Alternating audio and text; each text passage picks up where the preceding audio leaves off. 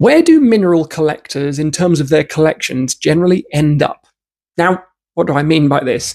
Now, since I've been doing this job, I have made a casual observation. I have dealt with thousands of different clients. I've sold probably tens of thousands of different crystals to all sorts of different people.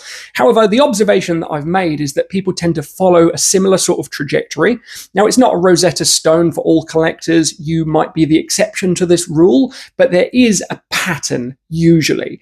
People will usually devolve into raw items from polished, or they'll become more highly specialized. And what I mean by specialized is I know people that will only collect wolfenites. I know people that will only collect very specific types of carvings. I know people that only collect eggs of a very, very specific dimension that they are kind of so neurotic about the shape of, they have to have them cut to those very specific dimensions. So that's what I mean by specialized. You might be someone that only collects something like Drea carvings, for example, at which case you have probably quite a lot of money at your disposal because these are exceptional. But this, of course, is a specialized means of collecting. You're collecting something magnificent, but nonetheless specialized. However, the broader marketplace, in my experience, tends to go through this sort of character arc from polished items, which are small, which then progressively get larger in terms of size, but are still nonetheless polished. And then they start to cycle back to raw items. Now, what the compulsion for this is, I do not know. I think it is personally, as people's understanding of the subject becomes more intimate, that we start to fall in love with the nuance of the morphology. And of course, when it comes to polished items, which I'm not having a bash at, by the way, I sell polished items. I'm not trying to disenfranchise polished items.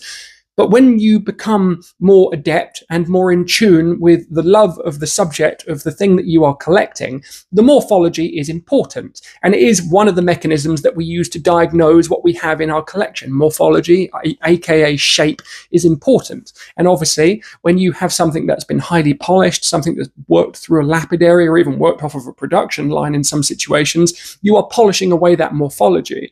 If you like fluorite, for example, you'll very often start with polished fluorite, but you'll usually end with raw.